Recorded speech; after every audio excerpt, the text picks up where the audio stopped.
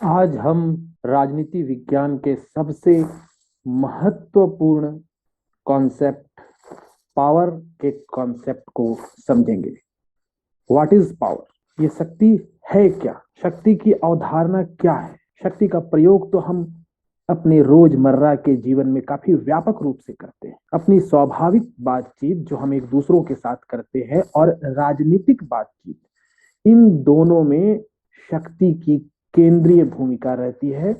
शक्ति सेंटर में रहता है। अगर हम इंटरनेशनल रिलेशन की बात करें, इंटरनेशनल पॉलिटिक्स की बात करें, तो वहां शक्ति का कॉन्सेप्ट काफी इंपॉर्टेंट हो जाता है, क्योंकि इंटरनेशनल पॉलिटिक्स, अंतरराष्ट्रीय राजनीति का जो रिलेशन है वो कन्फ्लिक्ट को सॉल्व करने से है। और कन्फ्लिक्ट सॉल्व कैसे होगा, उसके बेस में ही ये है कि पावर का डिस्ट्रीब्यूशन कैसा है।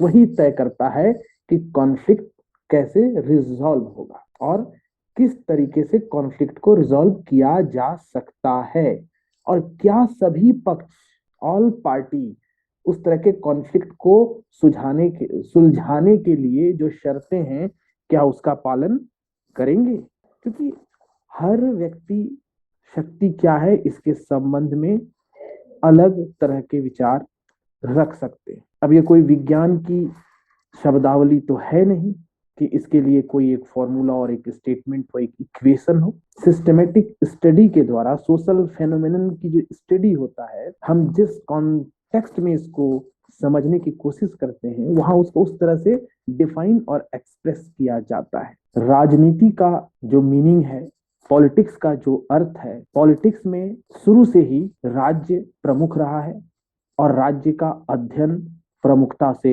हावी रहा है। Study of state and government, क्योंकि स्टेट का फॉर्मेशन कैसे हुआ और सरकार की प्रवृत्ति प्रकृति क्या हो, सरकार का फॉर्म क्या हो, ताकि वो स्टेट को बेहतर तरीके से मैनेज किया जा सके, ये पॉलिटिक्स का मूल रहा है। लेकिन राजनीति में और राजनीति शास्त्र के चिंतन में एक परिवर्तन जो दिख रहा है, एक परिवर्तन जो होता चला आ रहा है, वो है शक्ति का अध्ययन करना, स्टडी ऑफ पावर। यानी study of state and government, जो स्टेट के एलिमेंट है, जो मेन एलिमेंट है, जिनमें जैसा कि पहले बताया गया था, टेरिटरी, पॉपुलेशन, सॉवरिटी, गवर्नमेंट, इन चारों एलिमेंट के अध्ययन, पूरे स्टेट के अध्ययन से अलग हटके शक्ति का अलग रूप से अध्ययन, शक्ति को समझना, शक्ति के निहितार्थ को समझना, पावर की स्टडी करना, ये पॉलिटिक्स अब एक अलग दिशा में चल रहा है, क्योंकि एक बहुत महत्वपूर्ण कॉन्सेप्ट बन के सामने आया है। और खास करके अंतरराष्ट्रीय राजनीति में तो इसका महत्व अत्यंत बढ़ जाता है। अगर हम भारतीय विचारकों की बात करें तो कौटिल्य ने भी शक्ति को बहुत महत्वपूर्ण बताया है और अपने ग्रंथ अर्थशास्त्र में शक्ति की चर्चा की है। शक्ति को बल प्रयोग के रूप में दर्शा। वेस्टर्न जो फिलोसफर्स हैं, उसमें मार्गेनथाउ, कैटलिन, इन्होंने शक्ति के बारे में ज्यादा अपने विचारों को रखा है। हॉब्स ने भी अपने पुस्तक लेविएथन में शक्ति को महत्व दिया है। Power is the primary objective of foreign policy, क्योंकि कोई भी देश अपनी विदेश नीति में मुख्य रूप से इसी बात का ध्यान रखता है कि विदेश नीति ऐसी हो कि उसके राष्ट्रीय हित की, नेशनल इंटरेस्ट को ज्यादा से ज्यादा फुलफिल किया जा सके। और national interest defined in terms of power. अब ये पावर कितने तरह के हो सकते हैं और कोई राष्ट्र अपनी शक्ति को बढ़ाने के लिए किन किन तरीकों का इस्तेमाल करता है और किस तरह की शक्तियों को बढ़ाना चाहता है, इसका आज के समय में महत्व बढ़ गया है। और इसी बढ़े हुए महत्व ने आज पॉलिटिक्स को चेंज करके स्टडी ऑफ स्टेट और गवर्नमेंट से ज्यादा स्टडी ऑफ पावर पे फोकस कर दिया है। इंटरनेशनल रिलेशन में पावर किसी स्टेट की वो कैपेसिटी है कि वो किस तरह से दूसरे स्टेट्स को इन्फ्लुएंस करता है या उसके बिहेवियर को कंट्रोल करता है। ऐसा वो क्यों करेगा? जाहिर सी बात है अपने नेशनल इंटरेस्ट के लिए। कैसे नेशनल इंटरेस्ट? वाइटल इंटरेस्ट, उसको प्रमोट करने के लिए, अपने इंटरेस्ट को पाने के लिए, अपने किसी इंटरेस्ट को प्रमोट करने के लिए, किसी दूसरे स्टेट को इन्फ्लुएंस करना, उसके बिहेवियर को कंट्रोल करना। ये इंटरनेशनल रिलेशन में पावर बहुत ही इंपॉर्टेंट फैक्टर होता है। और as a realist interpretation of international relation, human nature जो है वो हमेशा पावर बढ़ाने और पावर को बनाए रखने के लिए प्रयत्नशील होता है।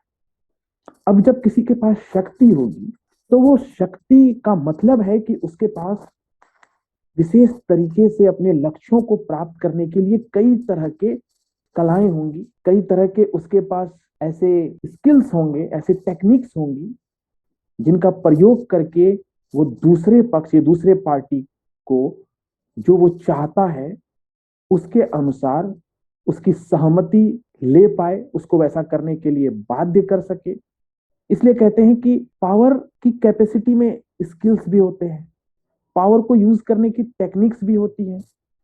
जब तक स्किल और टेक्निक नहीं होंगी तब तक पावर को यूज करके किसी के कंसेंट को, किसी की सहमति को हासिल कर लेना, किसी पर कंस्ट्रेन यानी ऐसा दबाव बनाना जिससे वो बाध्य हो जाए किसी विशेष तरीके से करने के लिए जैसा वो पक्ष चाहता है, जिसके पास शक्ति है, जिसके पास पावर है। अब वो शक्ति है तो वो क्या कर पाएगा?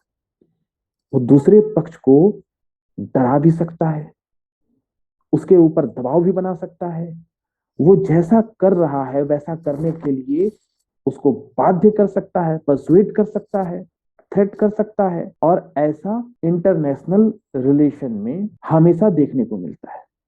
इंटरनेशनल रिलेशन पावर गेम ही है। और अंतरराष्ट्रीय राजनीति में हम जिस शक्ति की चर्चा करते हैं वो पॉलिटिकल पावर मुख्य रूप से होता है। अब पॉलिटिकल पावर से क्या मतलब है? जो दूसरे ह्यूमन बीइंग्स हैं उनके वर्क पे, उनके मेंटेलिटी पे अपना कंट्रोल बनाना। तो राजनीतिक शक्ति जो होती है वो शारीरिक शक्ति से अलग होती है। हमने राज्य पढ़ा, हमने राज्य के तत्वों के बारे में जाना, एलिमेंट्स के बारे में जाना। राज्य जो संप्रभु है वह मुख्य रूप से अपनी शक्ति को बनाए रखना चाहता है। जब वो शक्ति को बनाए रख पाएगा तभी उसका अस्तित्व बचा रहेगा। वही शक्ति संप्रभुता को संरक्षित रखेगी और शक्ति से ही सरकार चलेगी। द विल ऑफ पीपल को मेंटेन रखने के लिए भी पावर चाहिए। पावर है तो उसकी टेरिटरी भी बनी रहेगी। तो पावर के कॉन्सेप्ट में अलग अलग जो राज्य हैं, अब सबकी शक्ति, सबकी कैपेसिटी सब अलग अलग होती है। सबकी शक्ति कैसी होती है, कितनी अलग होती है, वो तो अलग अलग फैक्टर्स पे डिपेंड करते हैं।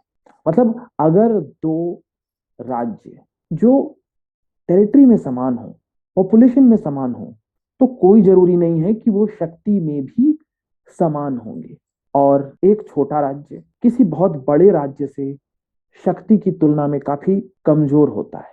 आज के परिदृश्य में अगर आप भूटान की तुलना भारत से करें तो भारत के सामने भूटान की शक्ति अत्यंत नगण्य है। वैसे जैसा यहां लिखा हुआ है, अगर आप बेल्जियम की तुलना यूनाइटेड स्टेट्स से करें तो ये तुलना एक ऐसी तुलना होगी जिसमें यूनाइटेड स्टेट्स का पलड़ा इतना भारी है कि उसके सामने बेल्जियम पहाड़ के सामने तिल वाली स्थिति हो जाती है। यूनाइटेड स्टेट का डिफेंस बजट इतना है कि उसके बाद के टॉप 10 में अगर यूनाइटेड स्टेट सबसे ऊपर है तो बाकी जो 9 स्टेट्स और बचेंगे उसके बाद उन सब के रक्षा बजट को जोड़ दिया जाए तो ये अकेले यूएसए का रक्षा बजट रहा है। यानी इसकी शक्ति कितनी ज्यादा है। तो कभी भी दो स्टेट को हम अगर पावर कैपेसिटी किसकी कितनी है मैच करना चाहेंगे तो ना हम टेरिटरी से मैच कर सकते हैं, ना पॉपुलेशन से मैच कर सकते हैं। इंडिया का पॉपुलेशन यूएसए से काफी ज्यादा है, मगर अंतरराष्ट्रीय स्तर पर मानना पड़ेगा कि भारत की शक्ति यूएसए से कम है। आर्थिक महाशक्ति के रूप में भी पूरे विश्व में डॉलर का डंका पिटता है। हथियारों की रेस में भी अमेरिका काफी आगे है। विश्व पर अपने प्रभाव की दृष्टि से भी यूएसए इंडिया से काफी ऊपर है। जैसा कि यहां लिखा है, हैव्स एंड हैव्स नॉट, यानी किसके पास शक्ति है और किसके पास शक्ति नहीं है। यानी जिनके पास है उनके पास एक ऐसी संपदा है जिसे शक्ति कहते हैं, और दूसरों के पास जो नहीं है, ऐसी शक्तियां नहीं है, वो अपनी स्थिति को ऊपर ले जाने के लिए, अपनी शक्ति को बढ़ाने के लिए हमेशा शक्तिशालियों पर कहीं ना कहीं निर्भर रहते हैं, या उनकी मदद से ही शक्तिशाली हो पाते हैं, या उनके साथ संगठन में शामिल हो जाते हैं ताकि वो अपनी शक्ति को बढ़ा सके। क्योंकि अंतरराष्ट्रीय राजनीति में हमेशा जो स्ट्रगल होता है वो स्ट्रगल पावर के लिए होता है, क्योंकि हर पक्ष, हर स्टेट अपने लक्ष्य के अनुरूप, जो उसके एम्बिशन है, जो उसका नेशनल इंटरेस्ट है, उसके अनुरूप दूसरे के व्यवहार को, दूसरे पक्ष यानी अदर स्टेट या किसी दूसरे स्टेट के बिहेवियर्स को इन्फ्लुएंस करना चाहता है, प्रभावित करना चाहता है। दूसरे स्टेट के बिहेवियर को अपने जो एम है उसके अनुसार वो प्रभावित कर कर चाहता है कि वो उसके प्रभाव में आ जाए और डंका उसी का बजे, चले उसी की। इकोनॉमी में अगर उसकी मुद्रा चल रही है तो वही मुद्रा अंतरराष्ट्रीय स्तर पर व्यापार का केंद्र बिंदु बन जाए। जैसा कि अभी अमेरिका और चाइना के बीच हम ये देख सकते हैं, जहां चीन ये नहीं चाहता कि विश्व में डॉलर का डंका बचे। चीन ये चाहता है कि उसकी मुद्रा ही ज्यादातर व्यापार में विनिमय, एक्सचेंज की वैल्यू बनकर सामने आए, ताकि वो अपनी आर्थिक शक्ति को भी बढ़ा सके, और मिलिट्री पावर को बढ़ाने के लिए वो हमेशा प्रयत्नशील है, हथियारों को विकसित कर रहा है, और अपने आसपास विस्तारवादी देशों में विस्तारवादी नीतियों को अपनाकर अपना क्षेत्र भी बढ़ा रहा है, अपनी शक्ति का प्रदर्शन भी कर रहा है।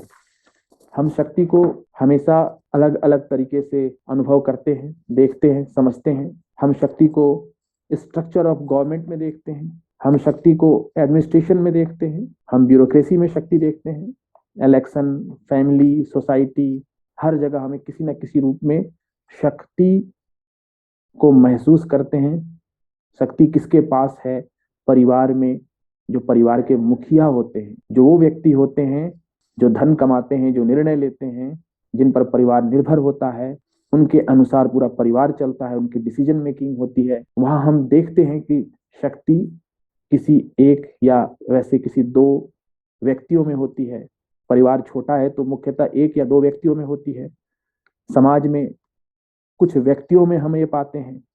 ब्यूरोक्रेसी में अलग अलग पद होते हैं, और हर पद के साथ उनके अपने कुछ बाध्यताएं होती हैं, कुछ ऐसे नियम होते हैं जो उस पद के द्वारा ही इंप्लीमेंट किए जाते हैं, तो वो अपने दायरे में वहां अपनी शक्ति का प्रयोग करते हैं।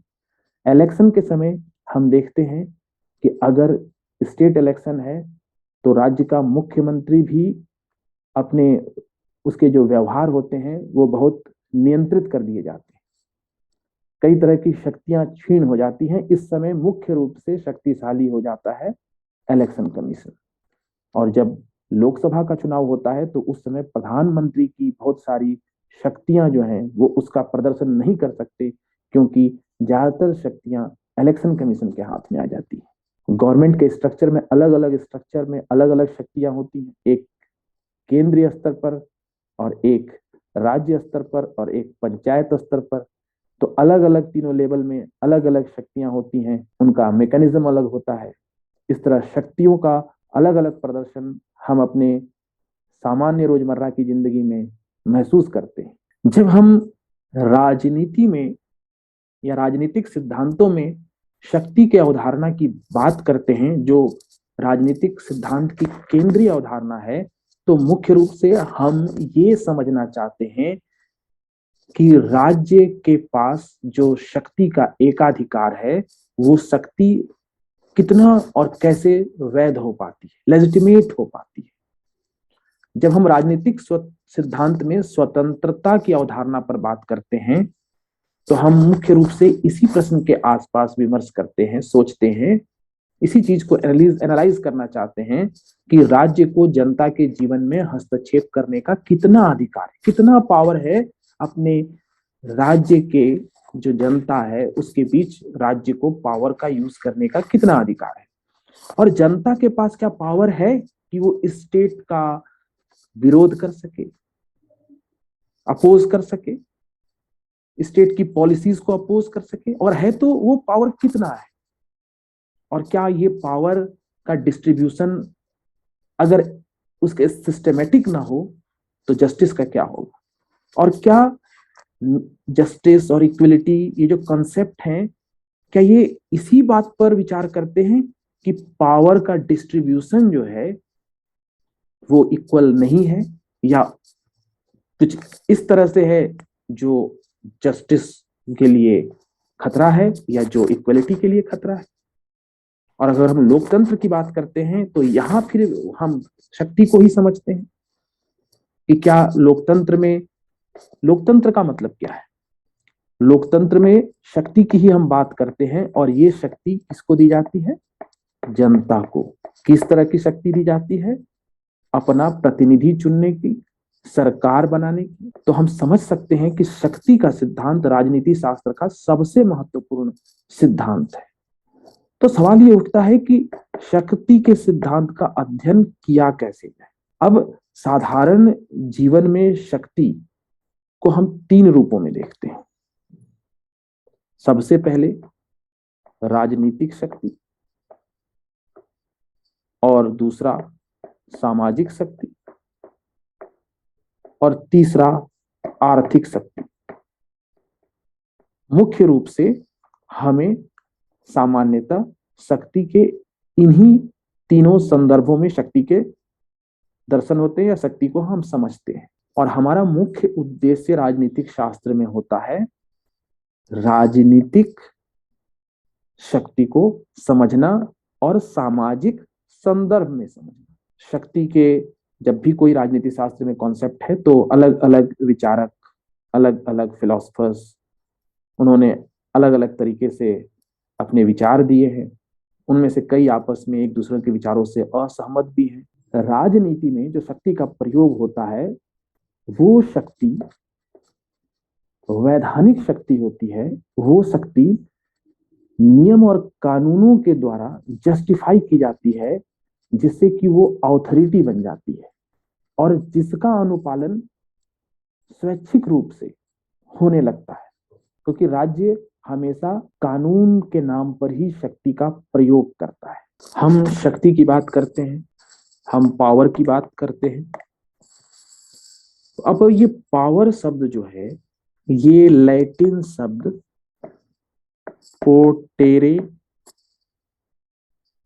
से बना है। इस शब्द का अर्थ ही होता है, जिसको हम हिंदी में कह सकते हैं, क्षमता।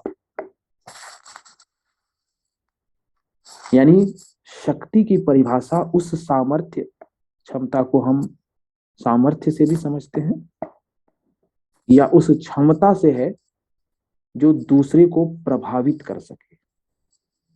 यानी हम शक्ति की एक साधारण परिभाषा ये दे सकते हैं कि शक्ति वो सामर्थ्य, या सामर्थ्य का मतलब क्षमता, स्ट्रेंथ, कैपेबिलिटी, जिसके द्वारा एक पक्ष, एक पार्टी, एक जो शक्ति का प्रयोग कर रहा है वो किसी दूसरे पक्ष पर, दूसरे पार्टी पर, या दूसरे घटनाक्रम को या किसी इवेंट को प्रभावित करके, इन्फ्लुएंस करके, उस पर अपना प्रभाव डाल के अपने जो हित है, अपना जो इंटरेस्ट है, या अपना जो एम है, जो लक्ष्य है, उसको प्राप्त कर लेता है। शक्ति की अवधारणा में एक ये बात महत्वपूर्ण है कि शक्ति यानी पावर की जो थ्योरी है ये एक रिलेशन में होती है। रिलेशन में होती है, संबंध परक है। इसका मतलब है कि शक्ति का जब भी प्रयोग होता है वहां पर 2 बातें होंगी, और वो अवश्य होंगी। एक, जो शक्ति का प्रयोग कर रहा है और वो जिस पर शक्ति का प्रयोग किया जा रहा है।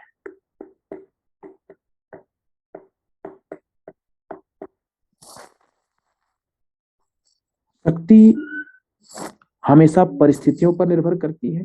किसी परिस्थिति में किसी की शक्ति ज्यादा हो सकती है और उसी की शक्ति विशेष परिस्थितियों में कम हो सकती है। यानी शक्ति और परिस्थिति का संबंध, सर्कमस्टांसेस का संबंध बहुत महत्वपूर्ण है। अंतरराष्ट्रीय संबंधों में अगर आप अध्ययन करेंगे तो आप देखेंगे कि जो अमेरिका सबसे पहले न्यूक्लियर बम का आविष्कार कर लेता है, वो अगर परिस्थितियां अनुकूल हैं तो जापान पर न्यूक्लियर बम को गिराकर उसे झुकने के लिए मजबूर कर देता है। द्वितीय विश्व युद्ध का अंत हो जाता है और यही अमेरिका परिस्थितियां अनुकूल ना होने पर वियतनाम जैसे देश से इसे हार कर वापस लौटना पड़ता है, जहां वो अपने हजारों सैनिकों को गवा देता है। शक्ति के कॉन्सेप्ट में आगे बहुत कुछ समझेंगे। शक्ति का प्रयोग,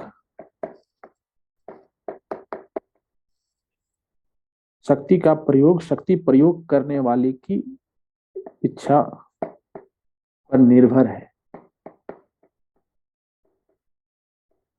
और शक्ति का प्रयोग जिन पर होता है वो शक्ति का प्रयोग उनकी इच्छा और हित के विपरीत होता है, तभी से शक्ति का प्रयोग कहते हैं। शक्ति का प्रयोग किसी की इच्छा पर निर्भर है, जो शक्ति का प्रयोग कर रहा है। अगर उसकी इच्छा पर निर्भर है और उसने दूसरे पक्ष पर शक्ति का प्रयोग किया, यानी उसकी इच्छा और उसके हित, उसकी इच्छा और उसके हित अलग है, लेकिन इस प्रयोग के द्वारा उसे वही करना पड़ रहा है जैसा शक्ति का प्रयोग करने वाला चाह रहा है। अगर इसकी इच्छा भी वही होती जैसा शक्ति प्रयोग करने वाला चाह रहा है तो फिर ये शक्ति का प्रयोग नहीं कहलाता। फिर तो ये होता है कि दोनों के इंटरेस्ट एक है, दोनों की इच्छाएं एक हैं, दोनों के हित एक हैं, तो शक्ति का प्रयोग हुआ ही नहीं। लेकिन इसके विपरीत है, लेकिन फिर भी इसने उसका अनुपालन किया क्योंकि शक्ति का प्रयोग करने वाला ऐसा करने के लिए इसे बाध्य कर पा रहा है। और अगर जिसकी इच्छा पर निर्भर है वो इससे इसकी इच्छा और हित के विरुद्ध वो कार्य करवा ही नहीं पाया, तो इसका मतलब हो गया कि इसकी शक्ति कम है। अब जब इसकी शक्ति कम होगी तो ये इस पर चढ़ जाएगा और फिर या तो ये दूर हट जाएगा या फिर कहेगा कि जो अब मेरी इच्छा या हित है तुम उसका प्रयोग करो। कुछ विद्वानों ने शक्ति के 4 रूपों की बात की है। शक्ति में 4 रूप होते हैं, 4 तरीके से शक्ति को महसूस किया जा सकता है, जिसमें एक है बल, दूसरा है परसुएशन यानी अनुनय जिसको हिंदी में कहते हैं, तीसरा मैनिपुलेशन जिसको छल योजना कहते हैं, और चौथा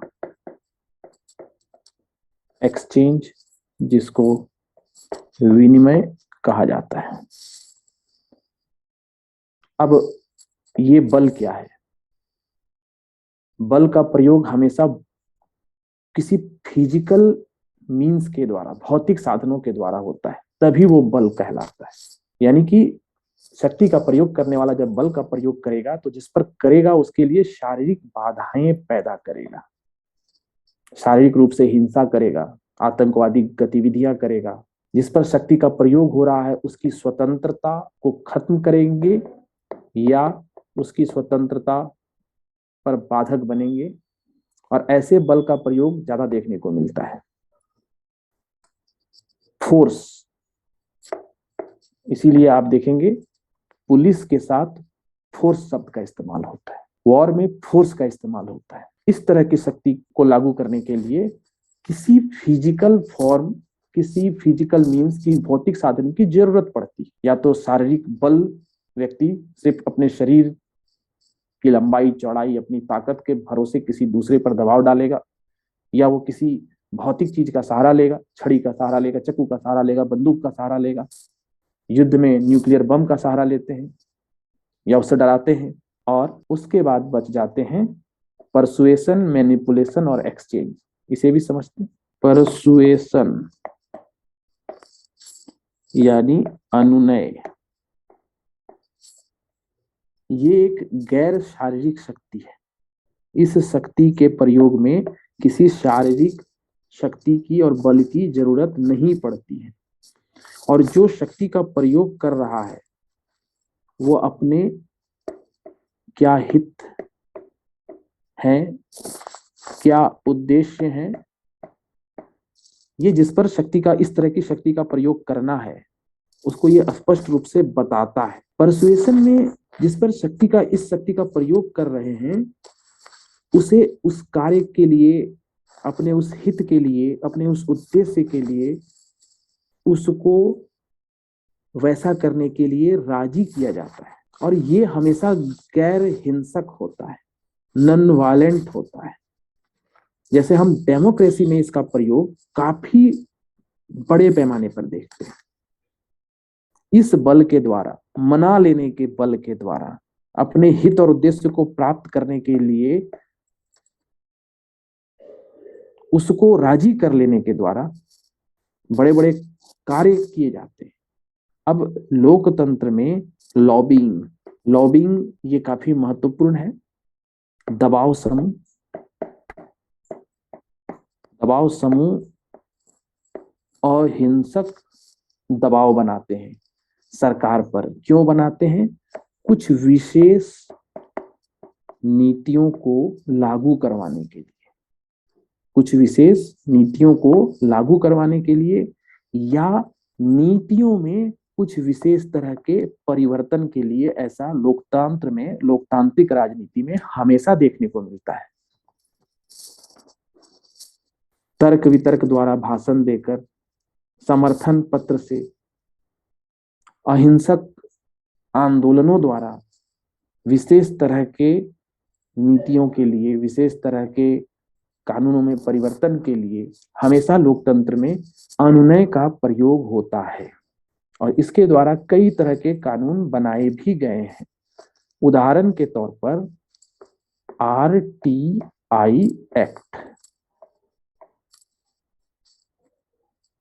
राइट टू इंफॉर्मेशन एक्ट, इसके लिए कोई बड़ी हिंसा नहीं हुई, सरकार पर दबाव बना, इसके लिए किसी तरह का कोई बल प्रयोग नहीं हुआ, और अनुनय के द्वारा, परसुएशन के द्वारा इस बल का प्रयोग करके व्यवस्था पर यह दबाव डाला गया, इंस्टीट्यूशंस पे ये प्रेशर डाला गया, इस क्षमता का प्रयोग किया गया और इस तरह के कानून को पास करवाया गया। मैनिपुलेशन यानी छल कपट के द्वारा। बट यहां पर जो शक्ति का प्रयोग करते हैं वो मैनिपुलेशन है, यानी कि जो उनके हित होते हैं, जो उनके इंटरेस्ट होते हैं, वो सामने नहीं लाते, उसको उजागर नहीं करते। और जिन पर शक्ति का प्रयोग होता है वो अनभिज्ञ रहते हैं, उनको ये पता नहीं होता है कि भाई सामने वाला, क्योंकि ये मैनिपुलेट कर रहा है, ये छल कपट कर रहा है, आखिर उसके इंटरेस्ट क्या है, आखिर उसके हित क्या है, उसके लक्ष्य क्या है, ये पता नहीं रहता है। क्योंकि ये विरोध नहीं कर पाता, क्योंकि उसे पता ही नहीं है। और हम राजनीति में भी इस तरह की बल प्रयोग को हमेशा देखते हैं, हमेशा पाते हैं। लेकिन इसको प्रूफ करना थोड़ा मुश्किल होता है, क्योंकि ये मैनिपुलेशन है, ये छल कपट से है, इस तरह के द्वारा बल प्रयोग किया गया है। ये मुख्यतः सत्ता प्राप्त करने के लिए इस तरह के शक्ति बल का प्रयोग देखा जाता है, जहां किस तरह से छल कपट के द्वारा अपने हित को सामने न उजागर देते हुए कई बार सरकारों में परिवर्तन हो जाता है, एक्सचेंज। इस तरह की प्रक्रिया में प्रलोभन प्रलोभन यानी लालच का प्रयोग होता है। इसमें एक पार्टी अपने एम को प्राप्त करने के लिए, अपने इंटरेस्ट को प्राप्त करने के लिए दूसरे पार्टी को कुछ देता है। एक पार्टी दूसरे पार्टी को कुछ देता है। यहां पर शक्ति का प्रयोग कुछ देकर किया जाता है, जहां दूसरा पक्ष जो यह पक्ष चाहता है उसके अनुसार, उसके इंटरेस्ट के अनुसार जो काम इसने अभी तक किया नहीं है वो भी करने के लिए तैयार हो जाता है। यहां पर शक्ति प्रयोग इसलिए हुआ क्योंकि यह पक्ष उस कार्य को करने के लिए इसलिए विवश होता है क्योंकि उसे कुछ लालच दिया गया है, उसे कुछ प्रलोभन दिया गया है, इसके कुछ डिजायर हैं जो फुलफिल हो रहे हैं। राजनीति में इस तरीके का भी काफी दर्शन होता है, जहां समर्थन सिर्फ इसलिए ले लिए जाते हैं और उसके बदले में, ताकि सरकार बन सके, और उसके बदले में समर्थन देने वाले को मंत्री पद दिया जाता है, या समर्थन देने वाले के अनुसार नीतियों में कुछ परिवर्तन किया जाता है, या अगर कुछ विशेष नीतियां जो लागू हो सकती हैं उसमें समर्थन देने वाले के हिसाब से कुछ चेंजेस करते हैं, या उसको लागू ही नहीं किया जाता है। ये एक्सचेंज होता है। इस तरह से शक्ति प्राप्त होती है। शक्ति की अवधारणा में अभी कई तत्व शामिल हैं, जहां हमें यह भी समझना है कि सोर्स ऑफ पावर क्या है, टाइप्स ऑफ पावर क्या है, पावर और फोर्स में क्या फर्क है। अगले वीडियो में पावर के कॉन्सेप्ट को और डिटेल में समझेंगे। तब तक के लिए धन्यवाद।